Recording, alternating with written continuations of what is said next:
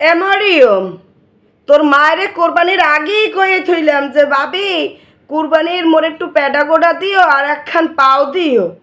তার হে কিছু পাঠাইলে না, আজ যার খালি মাংস পাঠাইছে ওরমা পাঠাইতে কইছিলে কেডা? সারি চুপ করে থাক, তোর দায়িত্বে মোর হোনা লাগবে, হেয়া লাগবে। ও জায়গা কয় কেজি মাংস মোর আন্দাজ দেয়, জায়গা 3 কেজি মাংস।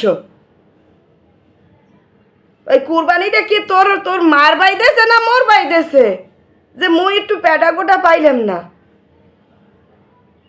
তোর মার তো মোটে নুন দেখো কিছু দিতে ইচ্ছে করে না। কি সব বাপের বাড়ি পাঠাইছে? তোর এই মা খালারে দিয়ে থইছে সব, খালা মামুরে। হ্যাঁ, তুই থাকবে তোর মায়ের মনে হয় দিবি যে মোর ফুবুল্লাকে এ পাঠাও না, তুইও তোর এই মাডার না নাই খালি খালা গদিকে চাই থাও।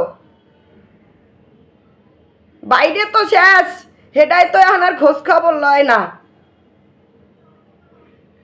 একটু বুঝলাম বাপের বাড়িতে বুড়ি পেটাইবে এ খামু, এ আর হইছে কোথায়? অতর মা খালা গুলো এই খা, মুই ওই মাংসও রাখবো না বুঝছো। ওই 2 সেরের মাংস খাওয়া লাগবে না। একটু কত শখ করে তুললাম কোরবানিতে বাপের বাড়িতে একটু বুড়ি টুড়ি আনু, পেটা কোটা খামু। থাক তোরা ভালোই থাক, মগর জিগেন টিগেন লাগবে না। ও আকি মোবাইলের বদলে ঔষধ দিয়ে কল দিছি।